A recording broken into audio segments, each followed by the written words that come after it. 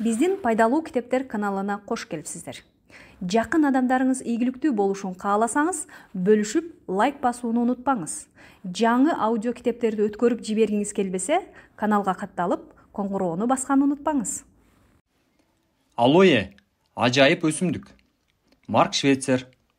Которгон Сайраш Шырдакова.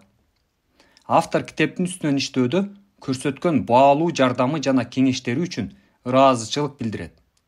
Стеф Брукс мырзага, Абел Доннард мырзага, доктор Эмил Джаккардга, Эд Майкут мырзага, Ги жана Пьерерт Деля Потре мырзага жана айымга, Альфред Теодор мырзага жана доктор Оскар Зиммерманга, ошондой эле китептин котормосун редакциялаган жана корректурасы менен техникалык жасалгасын ишке ашырган Соня Сорокин айымга да чоң ыраазычылык билдирет. Автор француз тилиндеги негизги маалымдама болуп саналган Роберт Дёхен мырзанын Жашыл доктор эмгегине көп жолу кайрылды. Ошондой эле китептин акырында берилген тизмедеги адабияттарда колдонулду. Автордун Алоэ жаныбарлардын гигиенасы жана саламаттыгы китеби. Алоэ карападагы дарыгер. Кристофор Колумб. Баш сөз. Алоэнин укмуштуу, окуялуу роман сымал кызыктуу тарыхы бир нече кылымды камтыйт. Сырдуу сулуулугу, табигый келишимдүүлүгү жана санжыралуулугу, даарылык касиеттери бар бул өсүмдүктү кээ бир элдерде кудайлар менен бирдей урматташкан. Алоэнин каны, сулуулук, ден соолук жана өлбөстүк берет деп эсептешкен байыркы египеттиктер фараондорду бальзамдоодо жана тиги дүйнөгө саякатка даярдоодо ушул өсүмдүктү колдонушкан. Кытай императорлору Алоэнин даарылык касиети бар тикенекчелерин жогорку кудайдын ыйык тырмактары дешкен. Жаңы дүйнөнүн индеецтери үчүн Алоэ кудайларга кандай урмат сый көрсөтүшсө, ошондой баркташкан 16 ыйык өсүмдүктүн бири болгон. Африкадагы сел-саяк төө кайтаргычтар Алоэге чөлдүн лилиясы деген ат беришкен. Ал эми америкалыктар дарыгер Алоэ же үнсүз дарыгер дешсе, орус эли узак жашоонун эликсири же 100 жылдык деп аташкан.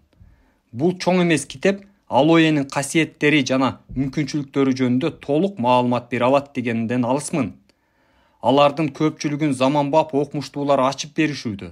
Бирок бул сыйкырдуу өсүмдүктө дагы көптөгөн сырлар катылып жатканы биздин дагы көп жолу таң калтырары талашсыз. Буудай менен олива адам баласынын эзелтен берки достору жана азыгы болгондой эле, Алоэнин адам баласынын дарыгери деп аталууга толук укугу бар. АКШда, Японияда, Россияда жана Кытайда Алоэни сүйүп даңазалаган жактоочулары бар. Бул өсүмдүккө арналып көп сандаган макалалар жазылган. Франция Европадагы Алоэнин даарылык касиеттерин биринчилерден болуп тааныган өлкө болгонуна карабай, классикалык медицинанын мыктылары бул тема боюнча олуттуу изилдөөлөрдүн жүргүзүлүшүнө узак убакыт бою тоскоолдук кылып келишти. Алоэ вера Каллинней тарабынан сүрөттөлгөн жана Алоэ вера деген ат ыйгарылган өсүмдүк менен Миллер тарабынан сүрөттөлгөн Алоэ барбаденсис, ошондой эле Ламарктын Алоэ вулгариси, булардын баары бир эле өсүмдүк. Өсүмдүктүн аты менен байланышкан маселе Миллердин Алоэнин башка түрүн да Алоэ вера деп атагандыгы менен татаалдашкан.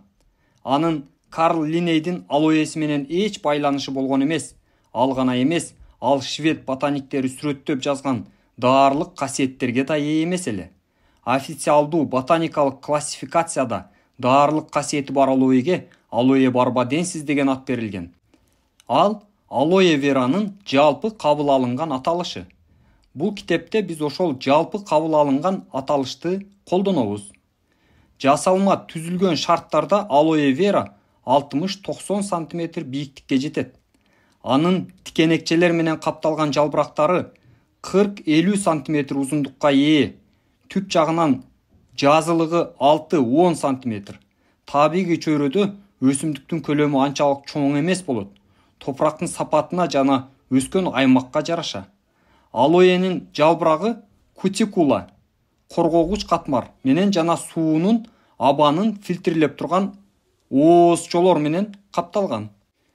Мембрананын астында кальцийдин оксакалатынын кристаллдарынын, ошондой эле өсүмдүктүн кызыл саргыч маңызы бар прициклдүү клеткаларын камтыган целлюлозалык дерма катмары жатат.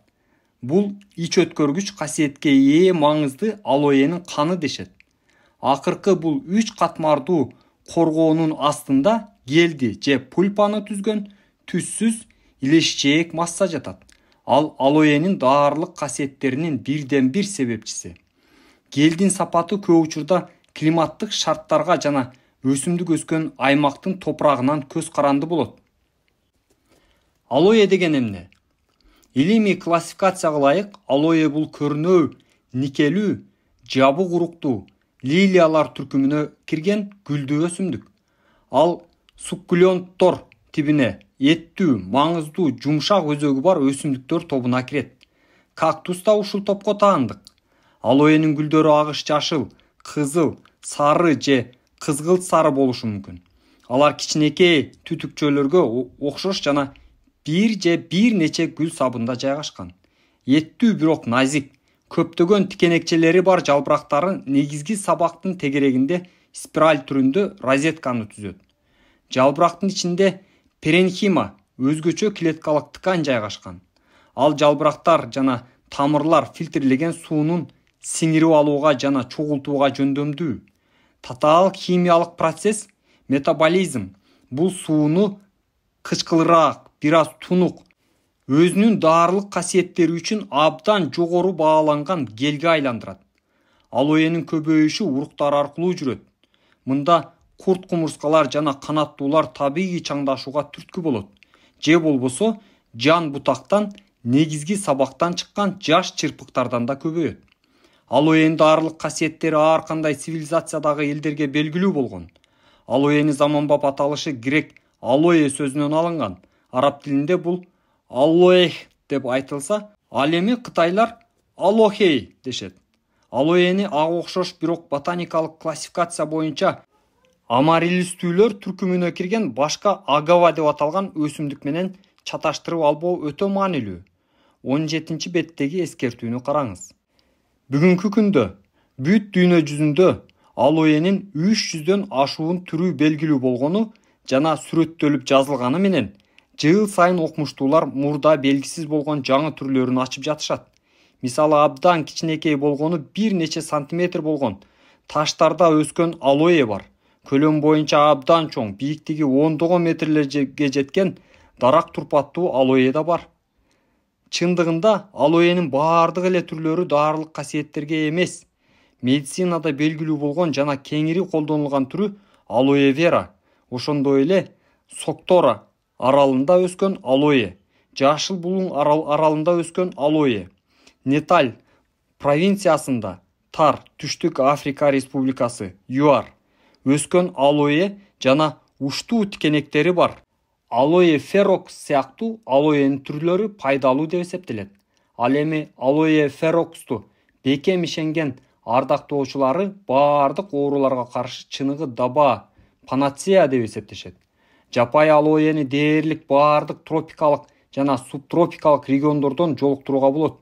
Алоэнин кээ бир чирбеген түрлөрү синтетикалык материалдар пайда болгондон бир топ мурда эле деңиз жиптерин жана кеменин жип канаттарын даярдоо үчүн колдонулуп келген. Азыркы учурда да алоэнин кээ бир түрлөрү бышык кездемелерди жана бойролорду жасоо үчүн колдонулууда. Алоэ ферокс жана алоэ сапанария Японияда кеңири колдонулат. Ал эми алоэ аборескенс жыгаш турпаттуу алоэ орус окумуштууларынын олуттуу изилдөөлөрүнүн предмети болуп калды. Мындан нары караңыз. Ал эми Зимбабведе өскөн алоэ экселса бийиктиги боюнча 10дон ашык метрге жетиши мүмкүн.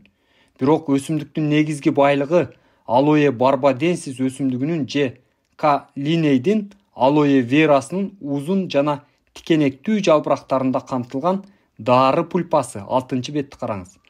Алоэ косметикада жана ар кандай ооруларды дарылоодо колдонулат. Акыркы учурларда алоэни колдонуу массалык кызыгуу жаратып, болуп көрбөгөндөй арыш алды. Бул өсүмдүктүн чыныгы даарылык касиетине негизделеби же бул жөн гана моданын таасириби? Алоэнин баардык мезгилден биздин заманга чейинки тарыхын изилдеп чыгып, анын таң калыштуу кебетесин артында сейрек кездешүүчү даарылык касиеттер жатканын моюнга албай коюуга болбойт. Ошондой эле ал өзүнүн даарылык касиеттерин биз менен бөлүшүүгө даяр. Кичинекей тажрыйба. Алоэнин таң калтырарлык жашоого жөндөмдүүлүгүн төмөндөгүдөй тажрыйба жүргүзүү менен ынанууга болот. Алоэнин жаңы жалбырагын түп жагынан бычак менен кесип алыңыз. Анан өсүмдүк кандай тездик менен өзүн даарылап жатканын көрөсүз. Алгач кесилген жерде жаңы маңыз пайда болот. Ал бир нече мүнөттөн кийин жарааттын оозун жаап, жаңы катмарды өңөр пайда кылат. Эгерде жалбыракты 10 күн муздаткычта 2-3 градус Цельсияда сактап, тажрыйбаны кайталасаңыз, ал өзүнүн таң калыштуу регенерация болуу жөндөмүн сактап калганын көрөсүз. Топурактан жулуп салынган алоэда кактаган күн нуруна бир нече ай туруштук берип, жашоого жөндөмдүүлүгүн толук сактап кала алат. Универсалдуу каражат. Өзүнүн көптөгөн жакшы сапаттарынын аркасы менен алоэ дүйнөнүн баардык өлкөлөрүндө белгилүү болууга жетишти. Европанын тургундары дарыгелди жаңы бойдон сактай албагандыктан көп убакыт бою кургатылган түрүн колдонууга канааттанып келишкен. Бул өсүмдүктүн майдаланган күкүмү ич өткөргүч жана курт чыгаргыч каражат катары колдонулуп келген. Бүгүнкү күндө алоэн жалбырактарында камтылган гел, кесик, күйүк, курт кумурскалардын чагуусу, экзема жана ашказандын оорушу сыяктуу күнүмдүк ооруларды ийгиликтүү дарылары далилденген. Алоэнин жарааттарды айыктыруу жөндөмү кеңири белгилүү. Ал эми алоэнин маңызын ичсе, ал тонус жана стимул берүүчү таасир этет. Көптөгөн өлкөлөрдө спортчулар алоэнин маңызы менен мертинүүлөрдү, чоюлуп калууларды жана башка спорт травмаларын даарылашат. Ал эми кээ бирлери допингге текшерүүдөн коркпостон табигый стимулятор катары иштен ичип колдонушат. Аялдар андан маскаларды, кремдерди, шампуньдарды, лосьондорду жасашат. Көп адамдар гепатитте, астмада, диабетте жана ар кандай тери ооруларында алоэден жакшы эч нерсе жок деп эсептешет. Кыскасын айтканда, алоэ башка баардык өсүмдүктөргө караганда биринчи жардам көрсөтүүдө универсалдуу каражат катары артыкчылыкка ээ. Сүйүктүүм, колуктум менин, сен мени туткундап алдың. Бир көз карашың, кымбат баалуу шуруларың жүрөгүмдү арбады. Сенин сүйүүң теңдешсиз, колуктум менин, сүйүүң сенин винодон да таттуу. Атырыңдын жыты баардык жыпар жыттардан артык. Тилиңден сенин бал тамат, оозуңда сүт менен бал, жагымдуу жытың өзүңө тартат. Сүйүктүүм, колуктуум менин, бир жан баспаган бакчадай, ачылбаган кудуктай же жашыруун булактай тазасың. Сенин билектериң эң сонун жемиштерге, ханга бай, нардуу, шафрандуу, айыр менен чече гүлдүү анар багы. Кызыл ашыгың сенин, миррасы менен алоэси, фимиясы көйкөлгөн сыйкырдуу бак. Ырдын ыры, инжилден. Алоэнин укмуштуу тарыхы. Байыркы доор. Алоэнин даарылык касиеттери байыркы заманда эле белгилүү болгон. Бул өсүмдүктүн басып өткөн тарыхында көп сандаган фактылар менен далилдер, жомоктор, легендалар менен эриш аркак жүргөн. Алоэнин медициналык максатта колдонулушу жөнүндө биринчи эскертүү Шумер королу Аккандын дооруна таандык чопо табличкаларында табылган. Алоэнин сүрөтү эски Египет вазаларында тартылган. Ал эми атактуу Эбер папирусунан биздин заманга чейин 5-кылым жасалган байыркы египеттик даарылар китебиндеги биздин заманга чейин болжолдуу түрдө 3-кылымга таандык дары формулаларынын арасында алоэ жөнүндө да айтылган. Индустардын ыйык китеби Атарваведда унчукпас даарыгер деп атаган алоэ башка сырдуу өсүмдүктөрдүн арасында маанилүү орун ээлейт. Инжилдин көп бөлүктөрүндө да Евангелие, ырлардын ыры, алоэ жөнүндө айтылган. Иоанндын инжилинде мындай айтылат. Никодим да келди жана 100 ливрдик мирт менен алоэнин аралашмасын алып келди. Ошондо алар Иисустун денесин еврейлердин салтына ылайык жыпар жыттарга каныктырылган мата менен жаап коюшту. Атарваведда 4 веданын бири. Санскрит тилинен которгондо веда таанып билүү дегенди билдирет. Веддалар формулаларды жана дубалардын тексттери камтылган индуизмдин жоболору. Ал 6000 строфаны камтыган 731 гимнден турат. Алар сыйынуулардын, дубалардын тексттери. Ошондой эле ар кандай ооруларга каршы дары чөптөрдүн рецептери. Аюрведада жашоо ведасы. 4 негизги ведага толуктоо. Индус медицинасынын окуу куралы. Христиан дини жаңы пайда болгон учурларда римдиктерден куугунтук жеген христиандар бутпарастык кудайларга курмандык катары римдиктердин храмдарына жыттуу өсүмдүктөрдү түтөтүүгө милдеттүү болушкан.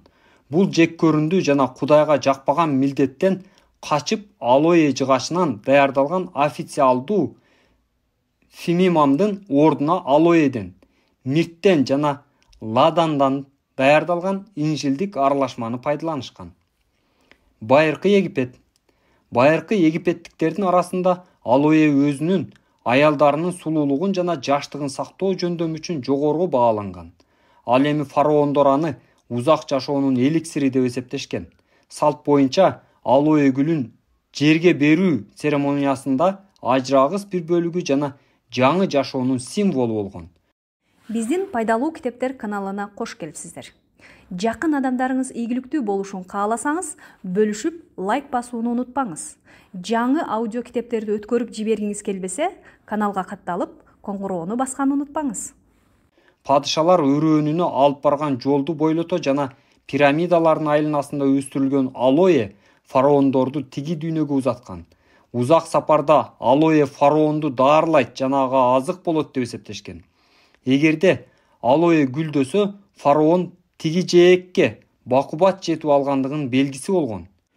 Жерге берүү ритуалдарынын алмаштыргыс бир бөлүгү болгон алоэ Египет жертстери тарабынан өлбөстүктүн гүлү деп аталган жана бальзамдоочу каражаттын курамына кирген. Алоэнин баалуу косметикалык касиеттери өткөн замандарда да кеңири белгилүү болгон.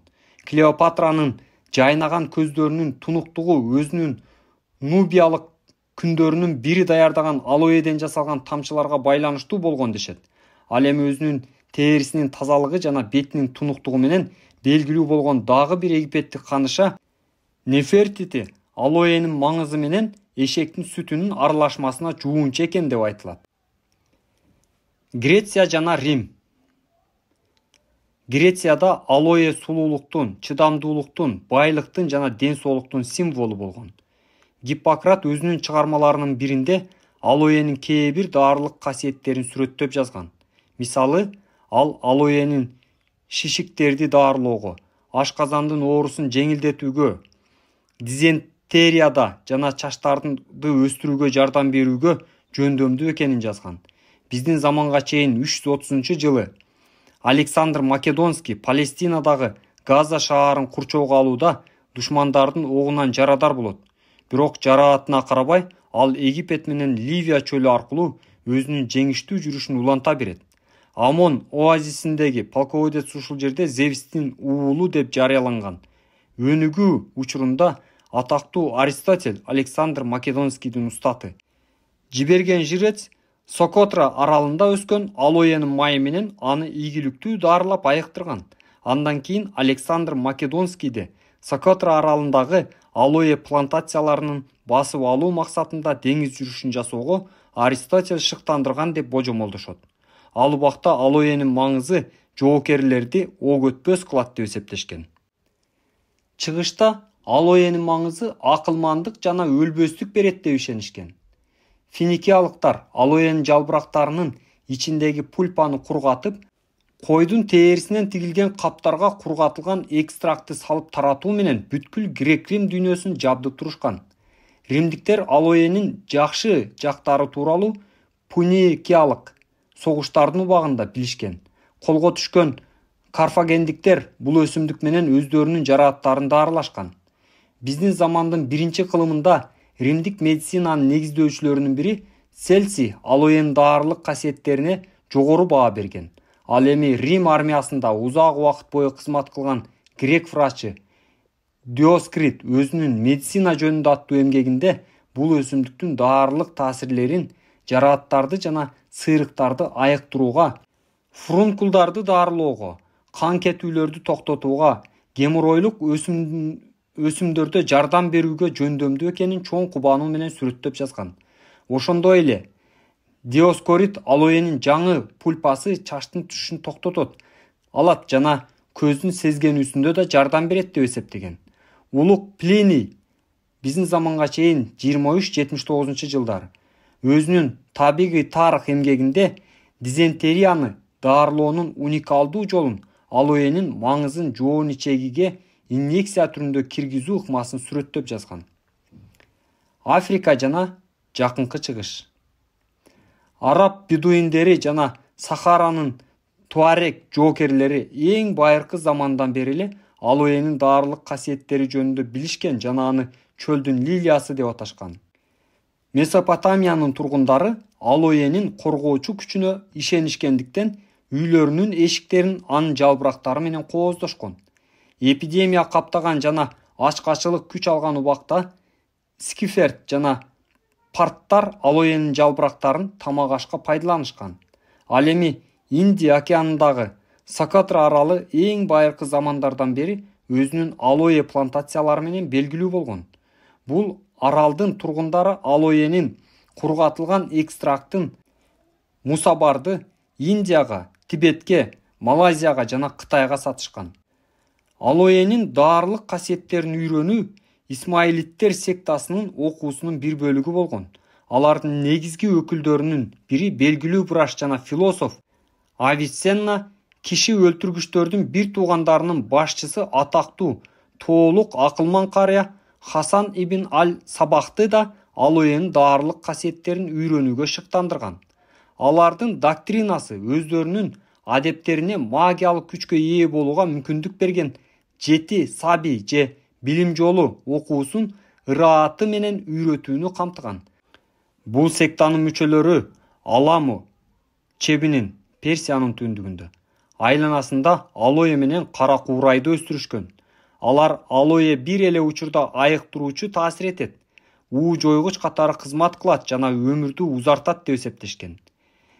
Темпирлердин узак жашагандыгынын сыры пальма виносунда, гашиште жана алоэнин пульпасынан жасалган белгилүү Иерусалим эликсиринде болгон дешет.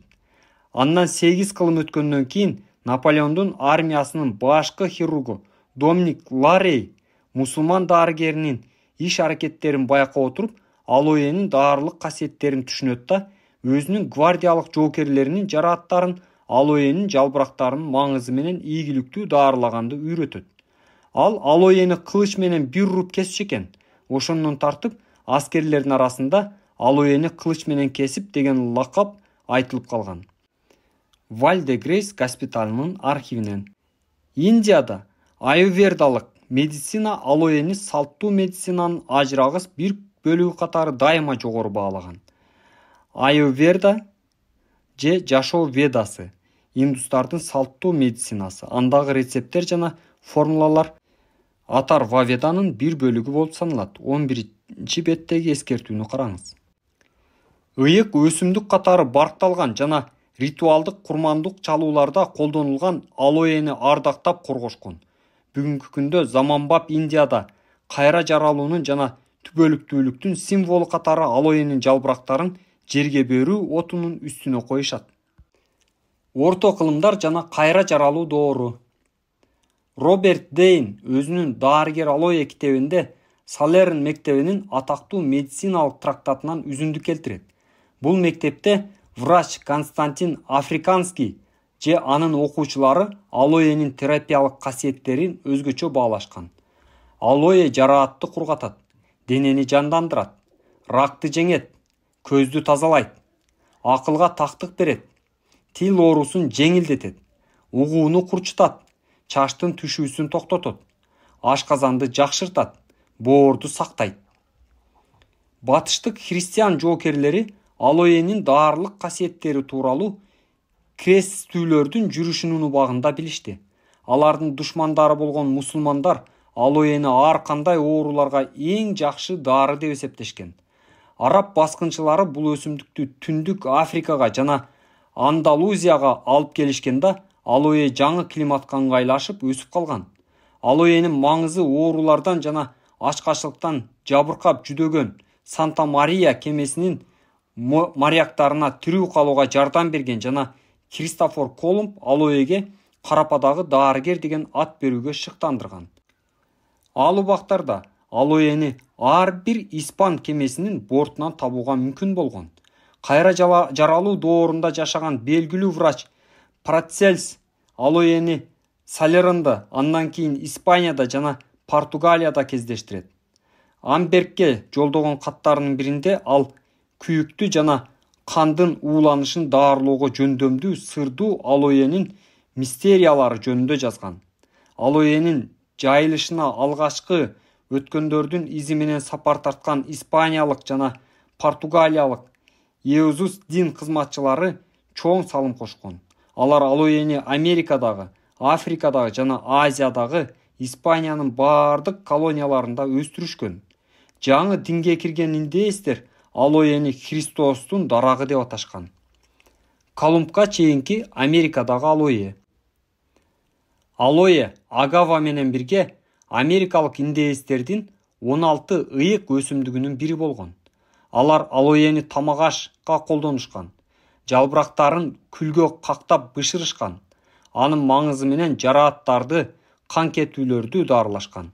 Алоэнин алга ачылган маңызы ашказандын оорусуна жакшы таасир эткен. Бөйрөкчүдү жана табарсыкты тазалаган. Бронхиалдык суук тийүүлөрдө жана жөтөлдө жардам берген. Аялдардын айызын келтирген. Жигиттердин көңүлүн өзүнө бурдуруу үчүн Майя уруусунун кыздары Египет ханышасы Клеопатрадай алоэнин маңызын беттерине сүртүшкөн. Аңчылыкка чыгаардын алдында же согушка аттанарда жоокерлер денесине алоэнин маңызын сыйпашкан. Мазахуас уруусунун индеецтери алоэ аркылуу Кудай адамдын денесине кирип, баардык оорулардан айыктырат жана улуу күч берет.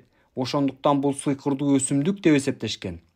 Майя уруусунун уламыштарына ылайык, эгерде пулька агавадан жасалган вино акыл эстен ажыратса, алоэден жасалган вино тескерисинче акыл эсти жоготуудан айыктырат. Живарос уруусунун жоокерлери алоэге асман доктору деген ат беришкен жана өсүмдүк чыдамдуу, өгөтпөс кылат деп ишенгендиктен анын маңызын денесине сыйпашкан. Нагуас Тицитл уруусунун эмгекчилери кайсы чөптөр күч берерин, кайсы чөптөр оорулардан айыктыраарын билишкен. Алар жарааттарды, күйүктөрдү, ошондой эле жылан же курт кумурскалар чакканда алоэнин маңызын ооруга кан жерге сыйпоо менен даарылашкан. Алоэден жасалган компрессти индеецтер шакыйдан айыктыруучу каражат катары колдонушкан. Бирок жогоруда айтылгандай, Америкадагы колонияларда алоэнин кеңири колдонулушуна Андалузиянын монастырларында байыркы замандардан бери өстүрүлүп келген бул өсүмдүктүн даарылык касиеттери абдан жакшы билишкен иезуиттер жол салган. Ыраккы чыгыш. Японияда алоэ өсүмдүктөрдүн ханышасы деп эсептелинет. Бул жерде алоэнин ондогон түрлөрү ар түрдүү муктаждыктарды канааттандыруу үчүн өстүрүлөт. Аны ичишет, жешет, сыйпашат, деги кантип гана колдонушпайт. Мурунку замандарда самурайлар жин шайтандарды кубалоо жана өлбөстүккө жетүү үчүн алоэнин маңызын денесине сүйкөшкөн. Азыркы күндө алоэ сапанария самын даярдоо үчүн колдонулат. Ал эми алоэ ферокс жана алоэ зерски, алоэ мариоси, алоэ вера сыяктуу түрлөрү көп сандаган даарылардын жана косметикалык каражаттардын курамына кирет. Кытайда да коңшу Япониядагыдай эле алоэни абдан жакшы көрүшөт.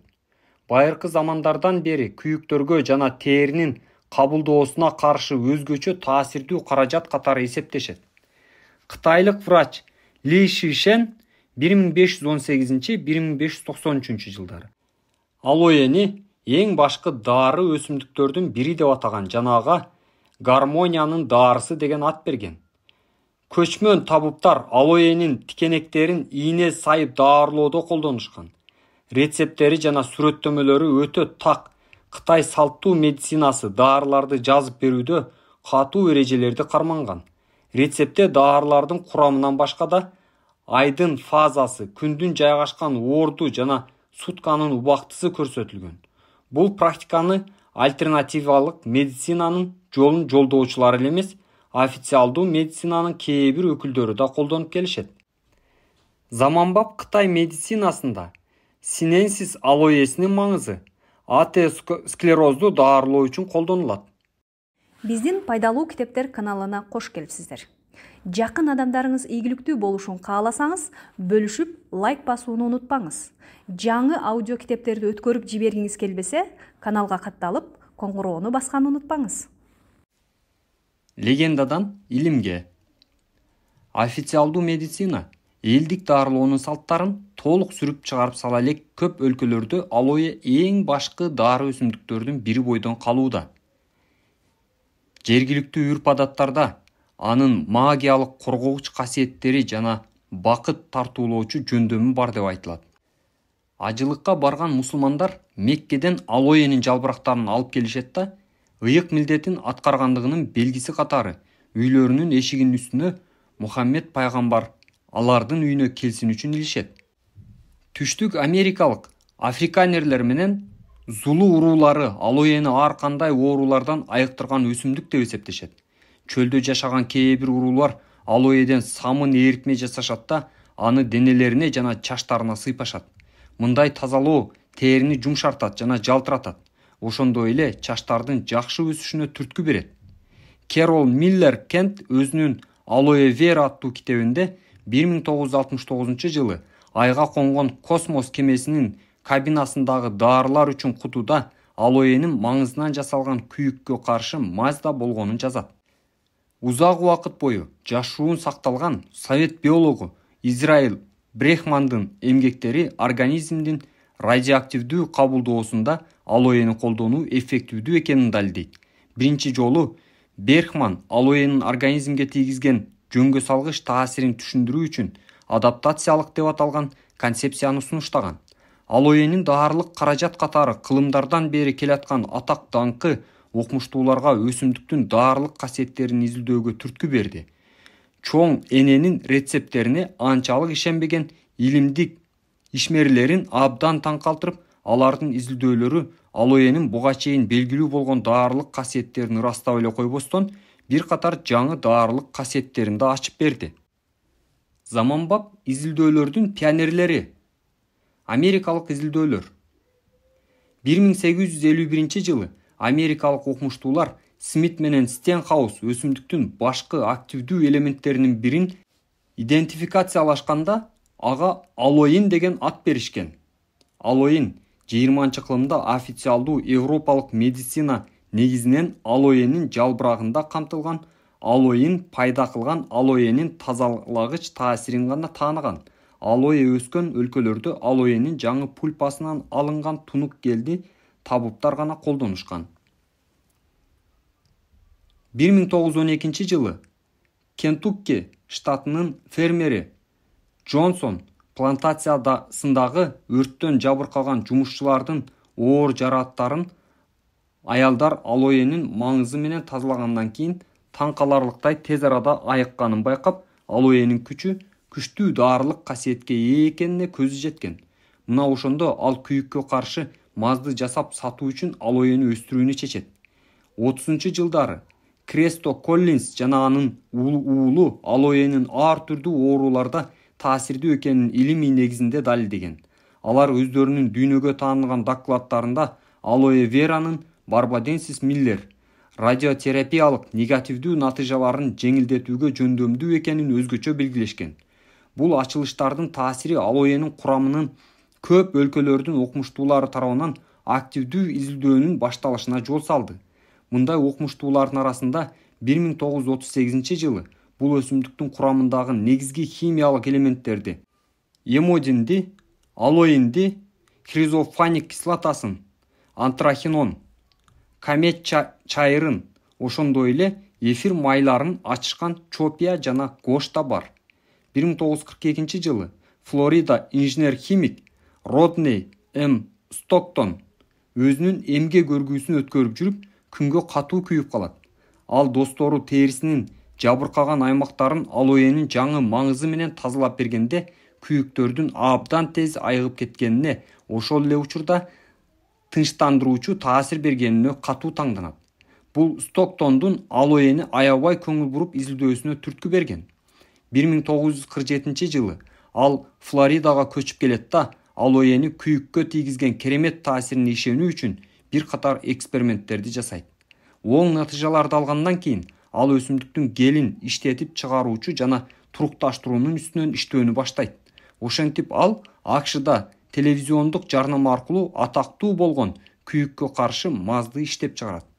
50-жылдардын аягында көп жылдар бою алоэни изилдеп келе жаткан техастык фармацевт Билл Коатс алоэнин жаңы маңызын сактоонун табигый жолун таап патенттеп алат.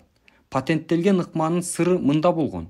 3 күндүк инкубациялык мөөнөттө туруктуу температуралык режимде алоэнин маңызына эффектүүдүү антикычкылдаткычтар, С жана Е витаминдери жана сорбитол кошулат. Бул маанилүү ачылыш алоэден жасалган каражаттарды өндүрүштүк масштабта чыгарууга мүмкүндүк берди.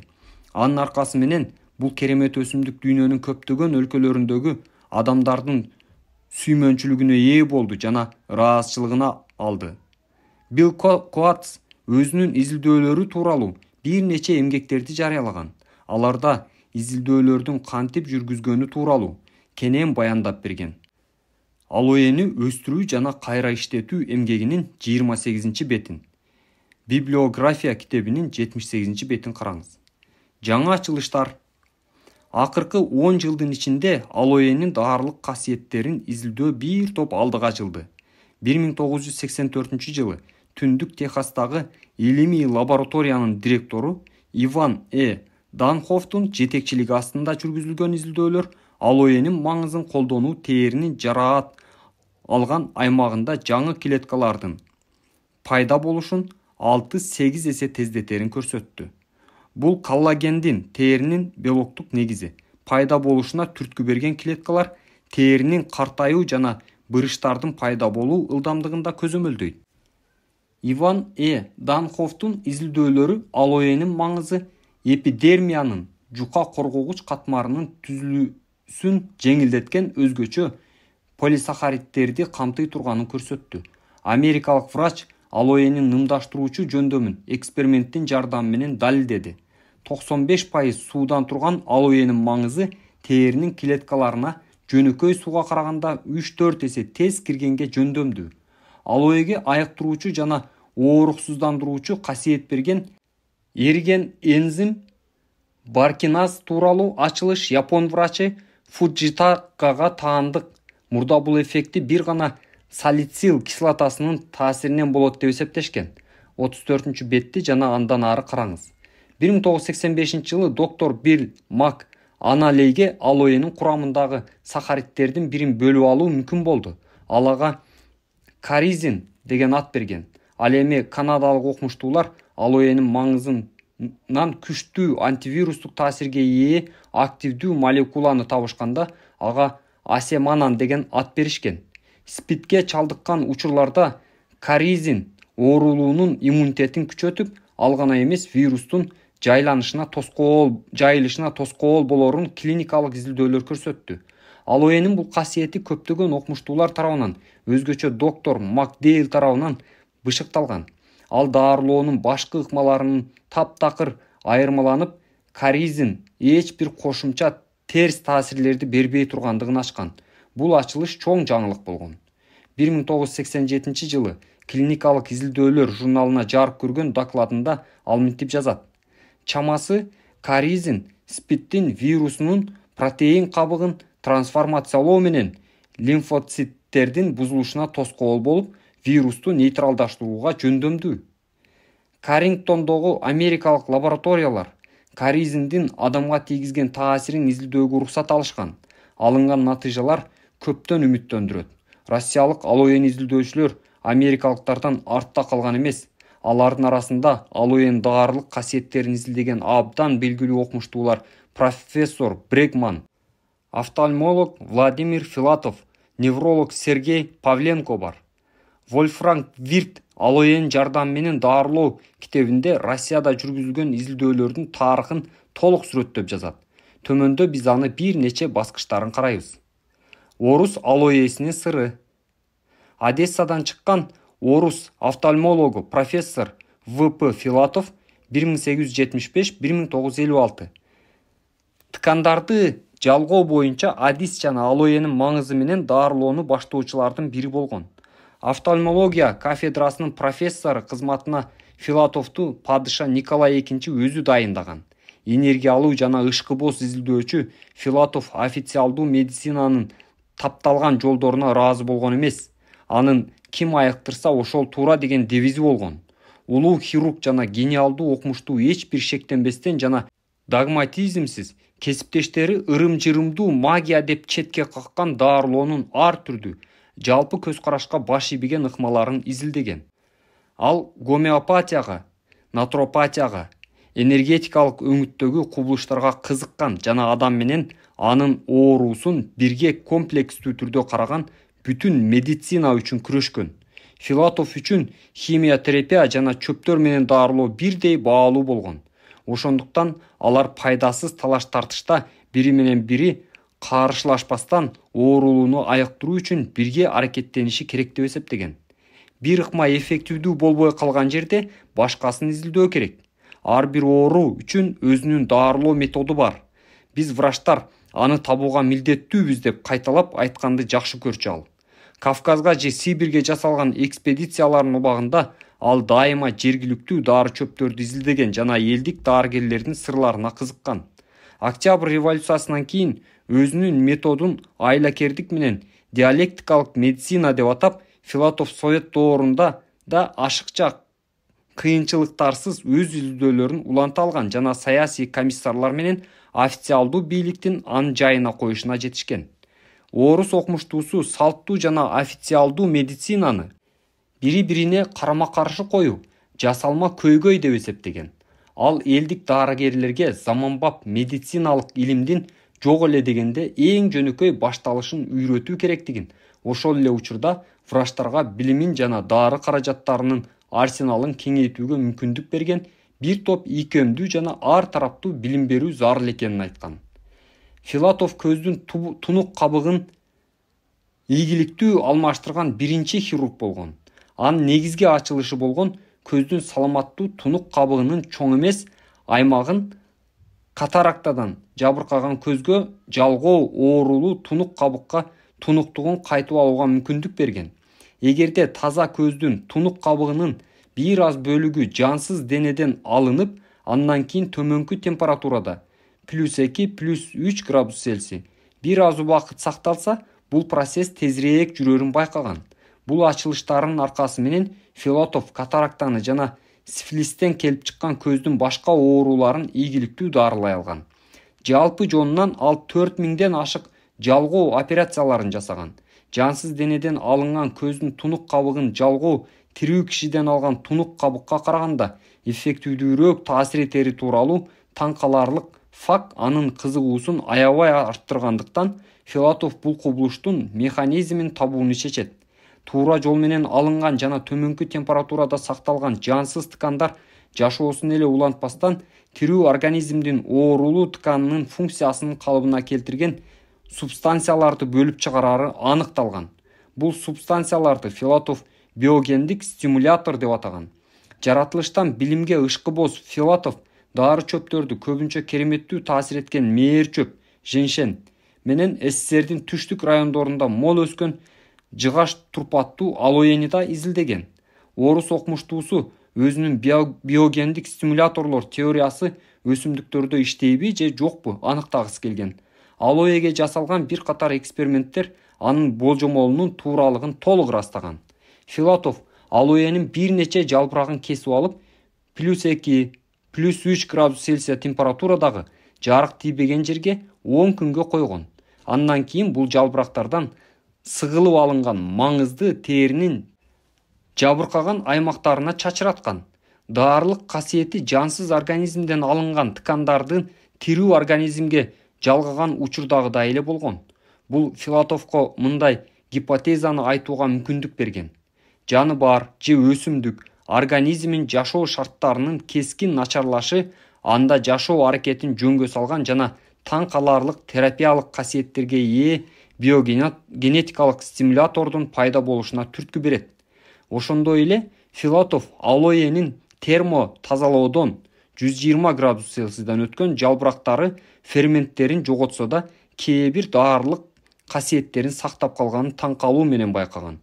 Мындан Филатов жалганган тунук чел кабык же алоэнин маңызы эмес, аларда камтылган биостимуляторлор айыгуу процессине таасир этет деген корутунду чыгарган.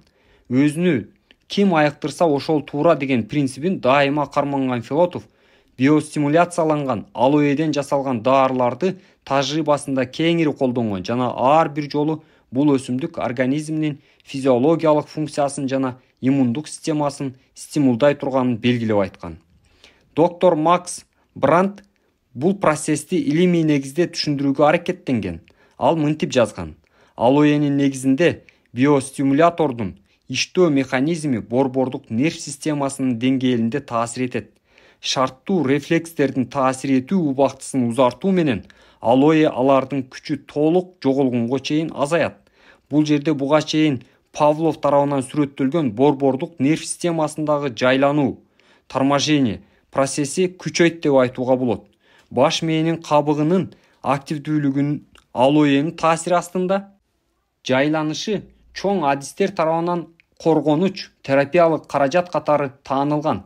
Клиникалык маалыматтар алоэнин жогорку биологиялык активдүүлүккө ээ экенин жана биостимулятордун борбордук нерв системасына талашсыз оң таасир тийгизерин ырасташкан.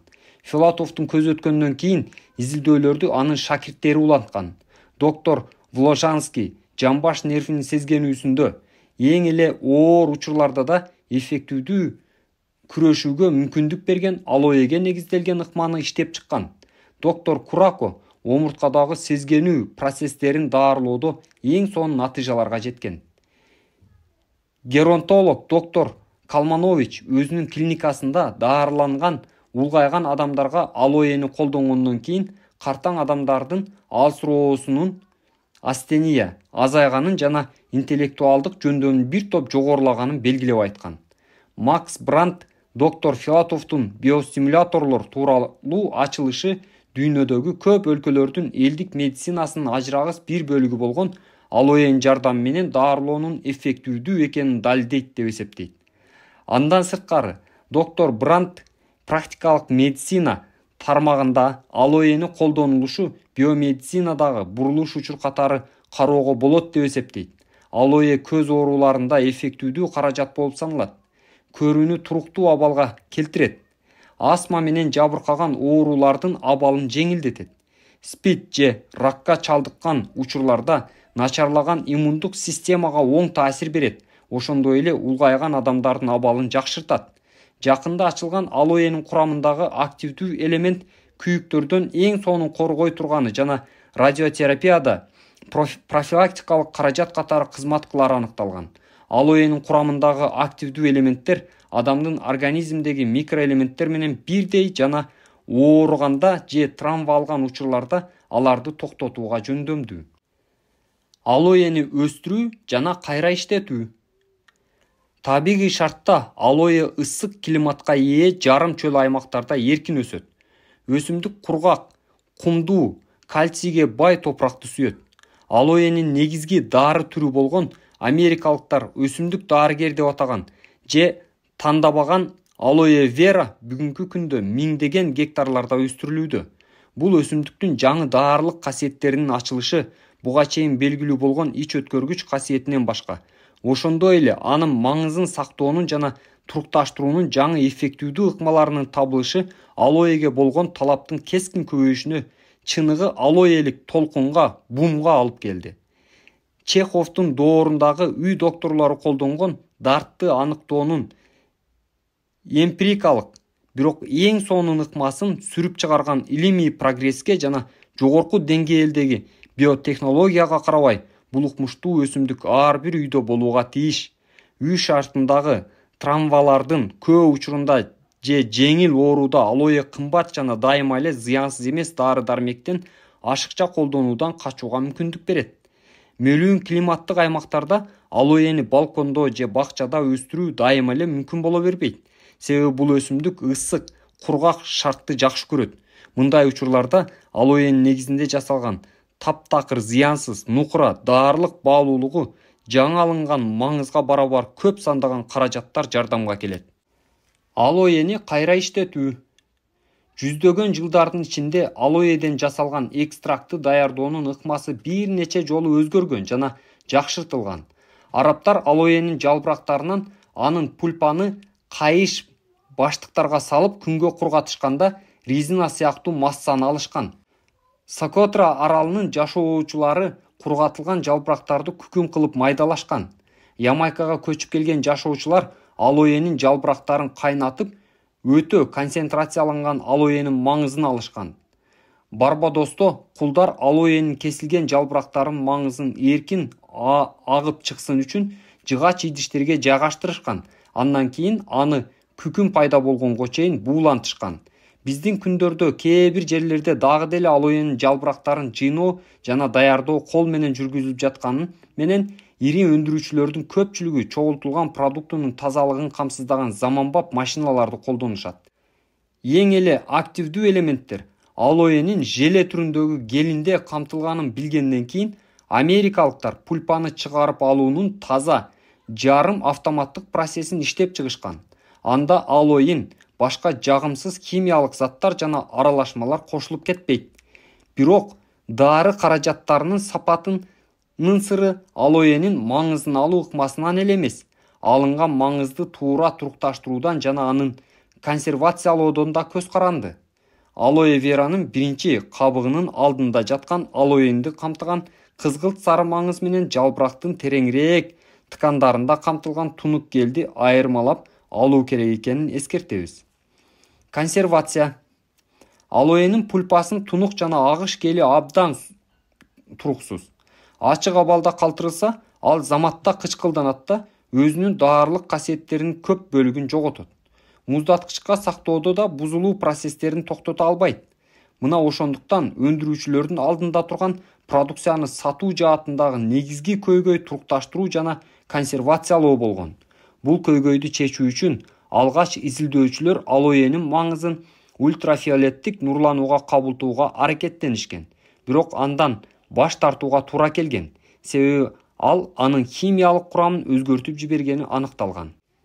Пастеризация продуктунун суутек пероксидин кошуу менен 60 градус Цельсияга чейин ысытуу ыкмасын колдонууда ийгиликсиз болгон. Абасыз муздак кургатуу жетишээрлик жакшы натыйжаларды берген. Алынган курамга сууну кошкондо гелдин көптөгөн даарылык касиеттери сакталган. Ошондой эле алоэни жогорку температурада кургатып да көрүшкөн. Ал гана эмес, аны радиациянын таасирине да кабылтышкан. Бирок андан баш тартууга туура келген. Себеби анын адамдын организмге тийген таасиринин натыйжалары кандай болору белгисиз эле. Кандай болсо да, бул ыкмалардын бири да маңыздын нукура структурасын, өсүмдүктүн негизги жакшы сапаттарын түзгөн өзгөчө баалуу ферменттерин жана витаминдерин сактоого мүмкүндүк берген эмес. Ферменттерди бузбастан гелди турукташтырганга мүмкүндүк берген идеалдуу ыкманы табуу керек болгон. Aloe Vera of America фирманын негиздөөчүсү Билл Коатс алоэнин маңызын сактоонун бүгүнкү күндө эң эффективдүү технологиясын иштеп чыккан жана патенттеген биринчи киши болгон. Анын ыкмасы боюнча гел куюлган идиштерге маңыздын кычкылдануусуна жол бербеген С витамини Е, токоферол витамини жана сорбитол кошулган. Белгилүү бир температурада гелди ушундай жол менен иштетүү алоэнин табигый касиеттерин сактоого мүмкүндүк берген жана анын узак убакытка сактоого даярдаган химиялык реакцияга алынган. Температуранын көрсөткүчтөрү ачык жарыяланбайт, бирок алар даарылык касиеттерин бузбайт. Алоэнин даарылык касиеттери. Өнүккөн деп аталган өлкөлөрдө официалдуу медицина өсүмдүктөн жасалган дары каражатын анын химиялык структурасын толугу менен билгенден кийин гана тааный турганын эске сала кетели. Алоэнин дары өсүмдүк катары аброю көптөгөн өлкөлөрдүн элдик дарыгерлеринин кылымдардан бери келаткан тажрыйбасынын жана дары чөптөр боюнча адистердин байкоолорунун негизинде далилденген менен ал дагы көп сандаган эксперименталдык медико-биологиялык тоскоолдуктар аркылуу өтүшү керек. Дүйнөлүк фармацевтиканын бири-бири менен атаандашкан гиганттарынын экономикалык кызыкчылыктары арзан табигый дары каражаттарынын керектөөчүгө жетүү жолунда олуттуу тоскоолдуктарды жаратат. Жылуу климатка ээ өлкөлөрдө баардык жерлерде өскөн, балкондо же бакчада өстүрүп алууга мүмкүн болгон, ошондуктан баарына жеткиликтүү болгон көптөгөн ооруларды айыктыра алган өсүмдүк албетте эл аралык медициналык бизнестин жолго коюлган тармагында башаламандык жаратары айдан ачык. Жогоруда айтылгандай активдүү бирок туруктуу эмес элементтерден турган алоэнин пульпасын турукташтыруу жана сактоо жолу жакынкы эле убакта табылган. Антилия аралдарында жана 3-чү дүйнөнүн көп өлкөлөрүндө же күнгө кургатылган жана майдалап күкүмгө айландырылган ташып жеткирүүгө абдан жеңил жана оңой жалбырактарды же болбосо алоэнин жалбырактарын жаңы кызгылт түстүү маңызын биринчи жардам көрсөтүү үчүн пайдаланышат. Акыркы жылдарда жасалган изилдөөлөр алоэнин жалбырактарынын коюу, түссүз, биологиялык активдүү элементтерди камтыган гели эң эле эффективдүү экенин көрсөттү. Өттүн зилинин айдагыш жана тазалагыч таасир берген ушундай активдүү элементтерге ээ жана ашказандын ишине жагымдуу таасир эткен алоэ байыркы заманда узак жашоонун эликсири деп эсептелген. Бирок ал убактарда кээ бир билгичтер гана саргыч кызыл маңыз менен алоэнин өзөгүндөгү катылган түссүз гелди айырмалай алышкан. Бул гел алоэнин эң эле баалуу жана активдүү дары элементи болуу менен тонус берүүчү, кан токтотуучу, тынчтандыруучу жана айыктыруучу эффект бере алган. Ошондой эле суук тийүүгө, грибокторго, вирустарга каршы абдан күчтүү таасир этет. Ал ткандарга анестезиялык таасир берет, кычышуунун токтотот, курт кумурскалар чакканда жардам берет. Ал эттин ысуусун түшүрөт, ич катууда жардам берет. Капиллярдык кан тамырды кеңейтет жана канды тазалайт. Дерматологияда витаминдерге бай гелди жалбырактан тери катмарын нымдаштыруу жана жумшартуу үчүн колдонушат. Ал эми гелдин кеңири белгилүү теринин дермасына терең кирүү жана жумшартуу жөндөмү косметологияда колдонулат. Акыркы жарым кылымдын ичинде окумуштуулар алоэнин пайдалуу жактарын узун тизмесине мурда белгисиз болгон көптөгөн сапаттарды кошушту. Көрсө, бул өсүмдүк зат алмашууну абдан жакшы жөнгө салат экен жана организмдин иммундук системасынын эң жакшы стимулятору экен. Андан сырткары, анын операциядан кийинки мөөнөттө клеткалардын регенерация болуу процессин тездетүүдө жөндөмдүү экени белгилүү. Ал эми кээ бир америкалык врачтар ракты жана спидти дарылоодо алоэни колдоодун оң натыйжаларды бергенин айтышат. Мунун баары чын, бирок баары бир акылыбызды жоготпошубуз керек. Балким бул кереметтүү таасир берген өсүмдүктү ашыра мактоолордун баардыгы болгону жакшынакай легенда же чебердик менен азыраак же көбүрөөк эффективдүү, көбүрөөк же азыраак нукура азыркы күндө рынокто толуп турган дары каражаттарына жасалган жарнама болсочу. Египет, Индия, Колумбга чейинки Америка, Кытай, Австралиянын аборигендери аягында араб көчмөндөрү сыяктуу маданияты жана географиялык орду ар түрдүү элдер ийгиликтүү колдонуп келгендиги тууралуу факт алоэнин дарылык касиеттеринин күчтүүлүгүн биринчи кезекте далилдеп турат. Керемет өсүмдүк деген аброй көптөгөн окумуштуулардын иренжиткени, ал гана эмес, кыжырдатканы да таң калыштуу эмес. Салттуу эмес медицинанын жакшы жактарын шылдыңдаган жана дарылоонун табигый ыкмаларынын эффективдүүлүгүн четке каккан, аларды ооруу менен күрөшүүнүн таасирдүү ыкмалары эмес, психологиялык жактан таасир этүү жолу деп эсептегендер да ушундай эле мамиле кылары анык. Бирок бул маселелер көптөгөн фармацевттерге, Биологторго жана врачтарга алоэни олуттуу изилдөөгө, анын көптөгөн даарылык касиеттерин далилдөөгө тоскоол боло албайт. Ал гана эмес, анын жаңы азыркы касиеттерин ачууга жолтоо боло албайт.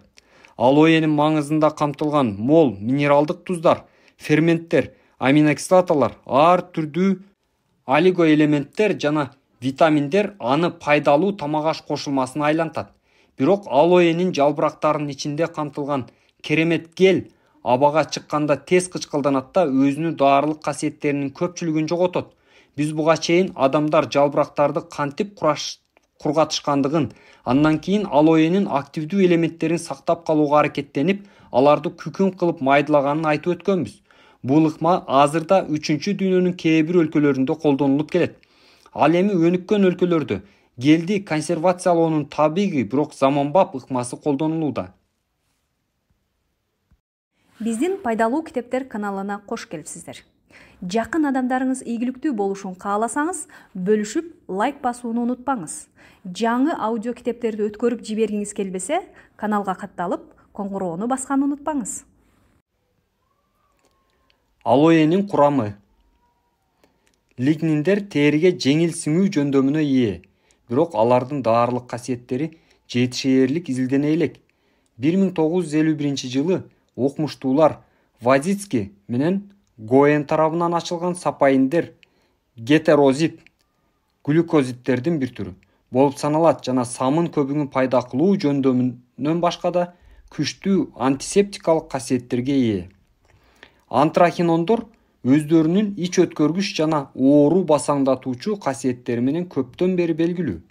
Акыркы жылдарда жүргүзүлгөн изилдөөлөр алардын антибиотиктер сымал бактерициддик касиеттерге ээ экенин жана организм үчүн таптакыр зыянсыз экенин ырасташты. А. Лигниндер, сапайиндер, антрахиондор. Алоин ич өткөргүч жана кустургуч. Барбалоин глюкозид, антибиотик жана ич өткөргүч. Изобарбалоин оору баскыч жана антибиотик. Антранол жана антрацен кандын кычкылтекти бекем кармоосуна түрткү берет. Алоэлик кислота антибиотик. Алоэлик эмодин бактерициддик жана ич өткөргүч касиетке. Корица кислотасы тазалагыч, бактерициддик жана фунгициддик, антигрибоктук. Корица кислотасынын эфири оору басуучу жана анестезиялоочу. Эфир майлары тынчтандыруучу. Хирозофаник кислотасы антигрибоктук, тери үчүн. Ульцин жарага каршы. Гистамин менен реакцияга кирүү аркылуу ашказан секрециясын кечеңдетет. Резестанол. Б. Витаминдер. А витамини, каротин. Көрүүнү жакшыртат, териге жагымдуу таасир берет. Зыяндуу химиялык элементтердин терини сактайт. Б1 витамини, тиамин. Ткандардын нормалдуу калыбына келиши жана организмде энергиянын иштелип чыгышы үчүн зарыл. Б2 витамини, рибофлавин. Б6 витамини менен биргеликте кандын клеткаларынын түзүлүшүндө катышат. Б3 витамини, ниацин, никотин кислотасы. Метаболизмди, зат алмашууну жөнгө салат. Б6 витамини, пиридоксин. Б2 витамини караңыз. Б9 витамини, фолий кислотасы. Анемияга каршы таасир берет. Эритроциттердин кызыл кан денечелери регенерациясына түрткү берет. Б12 витамини, цианокобаламин. Метаболизмде жана тамак сиңүүдө алмашкыс зат. Эритроциттердин пайда болушуна ыңгайлуу шарт түзөт. С витамини, аскорбин кислотасы. Е витамини менен биригип, инфекцияларды жок кылат. Жараларды айыктыруучу таасир берет жана теринин саламаттыгын сактайт. Е витамини, токоферол. С витаминин караңыз, клеткалардын кабыгын мембрана коргойт. Холин, Б тобунун витамини. Коронардык кан тамырларды кеңейтет, зат алмашууга жардам берет. В. Минералдар. Алоэ вера организмге зарыл 30-дан ашық минералдарды қамтыйды. Алардын içinde кальций, фосфор менен биригип сөөк ткандарынын түзүлүшүндө катышат. Фосфор кальций менен биригип сөөк ткандарынын түзүлүшүндө катышат. Калий, калийдин сорбаты.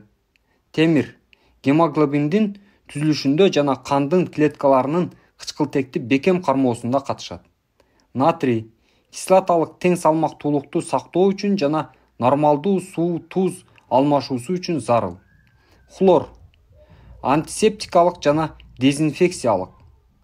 Марганец, магний менен биригип булчуңдардын жана нерв системасынын нормалдуу иштешин сактайт. Магний, марганецти караңыз. Жез, организмде тең салмактуулукту сактоо үчүн зарыл олиго элемент. Биринчи, А, С жана Е витаминдери турукташтыруу процессинде кошулганын тактап айтып кетүү керек.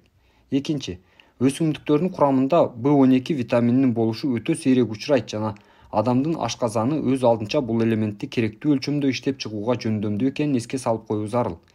Энтузиасттардын жарыялаганына карабай, алоэ вера B12 витаминин аз гана өлчөмдө камтый тургандай көрүнгөн. Ал гана эмес, аз өлчөмдө камтырына да узак убакытка чейин шектенүү менен мамиле жасалган. Бул маселе жөнүндө жакшы кабары бар жана алоэ вера B12 витаминине бай макаласын жазган изилдөөчү Роберт Техин азыркы учурда өзүнүн мурунку кээ бир растоолорунан күмөн санап жаткандыгы байкалган. Башка жагынан алганда, калифорниялык доктор Арнольд Фокс жакында Кынтыксыз ден соолук журналы аркылуу алоэ верада B12 витамининин бар экенин бышыктады. Анын айтуусу боюнча, вегетарианисттерге жасалган эксперименттер алар алоэ веранын маңызын тамактанууда регулярдуу колдонгондо ал абалын абдан жакшы бойдон сакталып калганын көрсөткөн.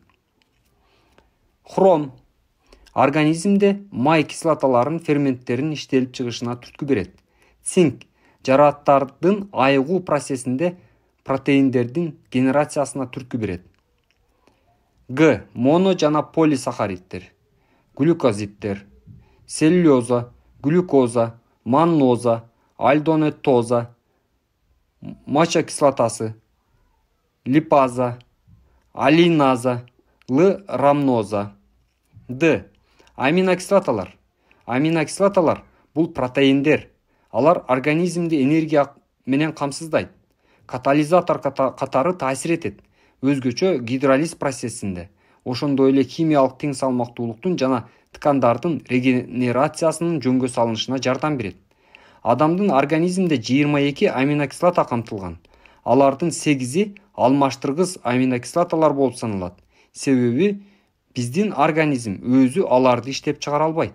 Алардын негизинде организм өзү каалаган 14 алмаштыруучу аминокислоталарды синтездөөгө жөндөмдүү. Демек, алоэде 8 алмаштыргыс аминокислотанын 7-өө камтылган. Ошондой эле алоэ биздин организмде 8 алмаштыргыс аминокислотанын негизинде синтезделген 14 алмаштыруучу аминокислотанын 11-ин камтыйт. Алмаштыргыс аминокислоталар: изолейцин, лейцин, лизин, метионин, фениланин, тиамин, валин. Алмаштыруучу аминокислоталар: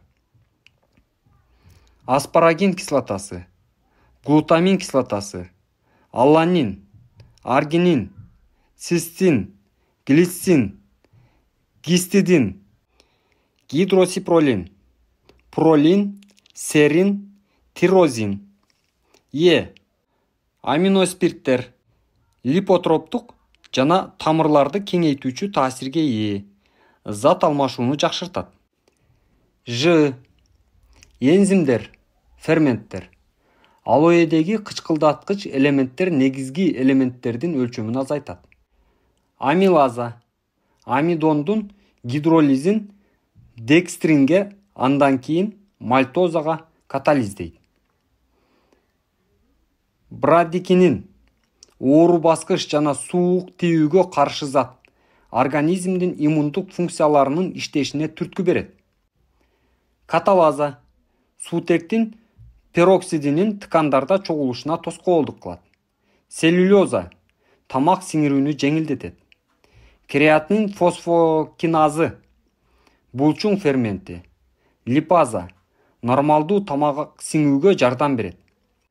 Нуклеотидаза, нуклеотидтердин нуклеозидтерге гидролизденишин тездетет.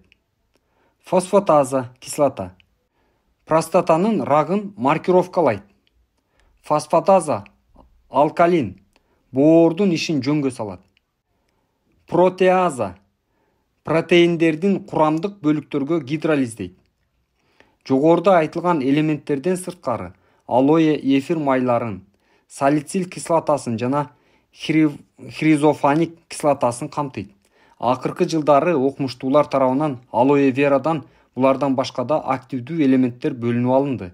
Мисалы, организмдин иммундук системасын күчөткөн ацеманан бул ажайып өсүмдүктө дагы кандай сырлары катылып жатканын келечек көрсөтөт. Ацеманан сууда эриген жана иммунитетти күчөткүч таасирге ээ полимердик макромолекула, шишик ткандарын жок кылууда маанилүү роль ойногон микроэлементтердин генерациясына жардам берет. Ошондой эле макроэлементтердин фагоцитозун көбөйтөт жана Е клеткаларынын ишмердүүлүгүн тездетет. Андан сырткары Т клеткаларынын цитохинотту иштеп чыгышын тездетет. Питер Грин, 1996. Алоэ жалбырагынын туурасынан кесилиши. Бул сүрөт Донесто Промотион фирмасы тарабынан берилген. Биринчи болуп оозчо көрсөтүлгөн, экинчи кутикула, үчүнчү эпидерма, төртүнчү кабат тирөөч ткань, бешинчи сырткы паренхима, алтынчы кальций оксалатынын кристалдары, жетинчи кызгылт сары маңызды камтыган прицикилдүү клеткалар алоин, сегизинчи туурасынан байланыштыруучу каналчалар, тогузунчу тунук түссүз гелди камтыган борбордук паренхима. Дары алоэнин бир нече түрү. Алоэ суккотрина. Көп жылдар бою Соккотра аралында өскөн кызыл жалбырактуу алоэ дүйнө жүзүндө эң жогорку абройго ээ болгон. Күкүм түрүндө даярдалган бул өсүмдүк менен араб соодагерлери жер ортолук деңизинен Кытайга чейин соода кылышкан жана кылымдар бою өзүнүн магиялык да дарылык да касиеттери үчүн абдан көп талап кылынган. Алоэ вера, линне, барбаденсис миллер же вулгарис. 17 кылымда англиялыктар алоэ веранын линнейдин айтканы боюнча, барбаденсисти миллердин айтканы боюнча, же болбосо Барбадос аралында Антиль аралынын архипелагы өскөн өзүнүн ич өткөргүч сапаттары үчүн бааланган жөнөкөй алоэнин күкүм түрүндө колдонушкан. Көп өтпөй Түштүк Америкага көчүп барган голландиялык тургундар өстүргөн алоэ аны колдонуудан сүрүп чыгарган. Алоэ веранын барбаденсис 2 жашыл жана көк түрү бар. Биринчиси четтеринде ачык түстөгү тактары бар кооз жашыл жалбырактарга ээ. Алоэнин бул түрү жай өсөт, себеби биринчи жылында эле көп сандаган жана жан бутактарды берет. Ошондуктан дары жасоо максатында 4-5 жыл күтүү керек болот. Көк алоэ деп аталган түрү кочкол жашыл көгүш түскө ээ. Алоэнин бул түрү тезирээк өсөт. 3-чү жылга жакындаганда жетилет. Ошол учурда биринчи жан бутактары пайда болот. Бул эки түрү тең дээрлик бирдей дарылык касиетке ээ. Африкалык алоэ. Бул көчүп келген голландиялыктар тарабынан Түштүк Америкада өстүрүлгөн алоэнин түрү. Ал кийинки учурларга чейин эле алоэ веранын дүйнө жүзүндө абдан татыктуу жана көп сатылган түрү болгон. Андан кийин аны алоэ веранын күкүм же кургатылган гель түрүндө сатылган түрү сүрүп чыгарды. Алоэ ферокс. Алоэ сапонариядай эле Ыраккы чыгышта бааланат. Алоэнин кылдат сүйүүчүлөр япондор, кытайлар жана Тайвандын жашоочулары аны дары каражаты гана эле эмес, кайнатылган же чийки түрүндө тамак катары да колдонушат. Ал эми алоэнин фильтрленген маңызынан ароматтуу суусундук даярдашат. Азыркы учурда япондор дүйнө жүзүндөгү алоэ ферокстун жана алоэ сапонариянын негизги керектөөчүлөрү болуп саналат. Жыгаш турпаттуу алоэ. Бул мурунку СССРдин түштүк жарым чөл аймагында жапайы өскөн өсүмдүк орус окумуштуулары тарабынан толук изилденген. Анын даарылык касиеттери офтальмолог Владимир Филатов жана биолог Израиль Берхман тарабынан сүрөттөлгөн. Алоэнин колдонулушу. Алоэнин жалбырактарынын жаңы пульпасы сырттан да иштен да колдонууга жарайт. Алоэ вера жарааттарды дезинфекциялайт жана айыктырат. Тамак сиңирүүнү жеңилдетет. Кан айланууну, лимфанын циркуляциясын, бөйрөктөрдүн, боордун жана өттүн ишин активдештирет. Артритте жана ревматизмде ооруну жеңилдетет. Күн өтүп кетүүдө, күйүктө, нурланууда жана башка жабыркоодо алоэнин биринчи жардам көрсөтүү үчүн ийгиликтүү колдонууга болот. Алоэнин маңызы кандын уюгуштугун жакшыртуучу жана эң сонун антисептикалык каражат болуп саналат. Сырттан колдонуу. Күндөлүк тиричиликте алынган травмада жаңы алоэни колдонуу үчүн алгаш жалбыракты тыкандык менен кыркып алуу керек. Ийнесине эч бир жерди сайдырып албастан кесип, анан пульпасын чыгарып алуу керек. Мунун баарына убакыт кетет. Ошондуктан турукташтырылган алоэ гелинин негизинде жасалган даяр дары каражаттарын колдоо болгону абдан ыңгайлуу. Иштен колдонуу. Алоэден даярдалган суусундук ичеги карынды тазалайт, иммунитетти активдештирет жана көптөгөн витаминдерди жана олигоэлементтерди камтыган эң сонун тамак-аш кошулмасы болуп саналат. Териге инъекция жасоого арналган алоэден жасалган атайын дары-дармектер биостимулятор катары пайдаланылат. Аллергия. Алоэнин жаңы пульпасын аллергияда, курт-кумурскалар чакканда жанынан кийинки ырбоодогу кычышууларда жакшы таасир берет. Артрит, артроз, ревматизм, аркадагы оору. Алоэ кошулган ванна артриттен же ревматизмден пайда болгон ооруну басаңдатат. Кээ бир врачтар турукташтырылган гелди же алоэден жасалган мазды сыйпоо менен жеңил укалоону жана белгилүү бир убакыттын ичинде алоэнин таза маңызын сууга, жемиш ширесине же балга аралаштырып же аралаштырбай иштен кабылдоону сунуштайт. Өнөкөт артроздон жапа чеккен жана алоэнин маңызын колдонуу менен даарыланган бейтаптардын айтуусу боюнча, анын жергиликтүү колдонуу ооруну бир топ басаңдатат. Ал эми алардын арасынан интенсивдүү жана узакка созулган даарылануу курсунан өткөндөрү мурунку кыймылдоо жөндөмүн калыбына келтире алышкан. Бронхит жана астма. Бул оорулардын айынан келип чыккан кыйналып дем алуу алоэден жасалган каражаттар менен эң сонун дарыланат. Ингаляция түрүндөбү же пульверизация түрүндө болсун, алоэ бронхолардагы илешкектердин жоюлушуна жардам берет. Алоэнин таза турукташтырылган гелин ичүү астма жөтөлүн тынчтандырат жана бронхитти айыктырат. Ошол эле учурда аллергия же дагы башка кошумча терс таасирлерди пайда кылбайт. Алоэни гипноз жана дем алуу гимнастикасы менен айкалыштырып колдонуу аллергиядан келип чыккан астма туталагы менен күрөшүүгө жардам берет. Күйүк. Теринин күйүктөрүндө алоэ эң сонун, укмуштуудай натыйжаларды берет. Чикагодагы күйүк борборунда врачтар М.С. Робсон жана Дж.П. Хеггерс жүргүзгөн изилдөөлөр күйүктүн баардык түрлөрүндө аттон, оттон, сууктан, кайнак суудан, күндөн, электр тогунан же радиациядан болгон күйүктөрдө алоэ ооруну жоёрун, инфекцияга тоскоол болорун жана ырбоого жол бербей турганын көрсөттү. Таак ушул теринин радиациядан жабыркаган аймактарын регенерациялоодо жөндөмү үчүн алоэ АКШда да, Россияда да керемет өсүмдүк деген абройго ээ болгон. Дерматоз. Алоэни колдонуудагы эң эле маанилүү тармактардын бири бул дерматология. Анын себореяны, герпести, көбүкчөлүү чакалай, псориазды, экземаны, ар түрдүү микоздорду, эти суудан келип чыккан исиркектерди даарылоодо абдан эффективдүү каражат катары абройго ээ экени жакшы белгилүү. Диабет.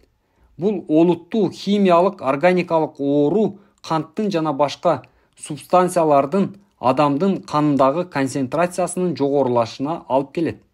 Оорунун башталышынын адаттагы белгиси кан айлануунун жана кандагы химиялык өзгөрүүлөрдүн айынан келип чыккан буттагы чоң эмес жаракаттар жана жаралар болушу мүмкүн. Туура тамактануу менен биргеликте алоэни иштен жана сырттан колдонуу химиялык балансты жана туура зат алмашууну калыбына келтирет.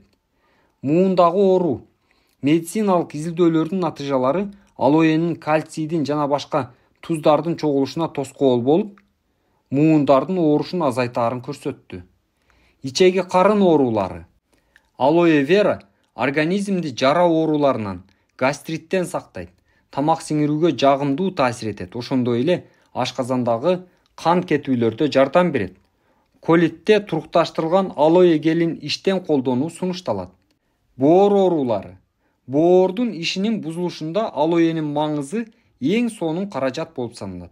Ал боордун тазалоо ишин жакшыртат жана алкоголду ашыкча колдонууда эң сонун уу жойгуч болуп саналат. Боордун цирроздун алдын алуу үчүн сунушталат. Көз оорулары. Алоэнин көрүү органдарына тийгизген пайдалуу таасирлери тээ байыркы замандардан бери белгилүү. Атактуу врач Диоскорид биздин замандын биринчи кылымы медицина жөнүндө трактатында алоэнин көз инфекцияларында жардам берүү жөндөмүн даңазалаган. Ал эми 19-кылымда андан кем эмес белгилүү химик Франсуа Распай анын аты Париждеги бульварлардын бирине коюлган. Өзүнүн ден соолук тууралуу окуу китебинин бир бөлүмүн камфора менен алоэнин пайдалуу касиеттерине арнаган. Ал негизинен көз инфекциялары болгон учурларда булак суусуна аралаштырылган алоэнин маңызы менен компресс жасоо керек деп кеңеш берет. Распай врач эмес, химик окумуштуу болгондуктан мыйзамсыз дарыгердик ишмердиги үчүн жоопко тартылган. 20-кылымда советтик офтальмолог Филатов көздүн олуттуу жабыркоолорун алоэден жасалган каражаттар менен ийгиликтүү дарылаган. Англиялык офтальмолог Невил Баррон алоэнин маңызы тууралуу көз ооруларында керемет таасир берүүчү тамчы дары деп айткан. Дистирленген алоэнин көзгө тамчылатылган бир нече тамчысынын күндүн ультрафиолет нурларын сиңип алууга болуп көрбөгөндөй жөндөмдүү экенине суктанып, ал алоэни суюк көз айнек менен салыштырган. Англиялык медицина боюнча олуттуу New England Journal of Medicine журналында доктор Джордж Лоуренс минтип жазган. Алоэнин жаңы кесилген жалбырактарында камтылган тунук гел стерилдүү жана ал тынчтандыруучу касиетке ээ. Бул маңызын бир нече тамчысы оору сезимин заматта жоготот жана көздүн тез айыгышына алып келет. Кургагучук оорусу.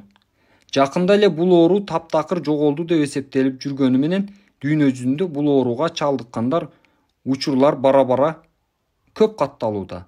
Бул оору менен күрөшүүдө салттуу медицина дайыма алоэни пайдаланып келет.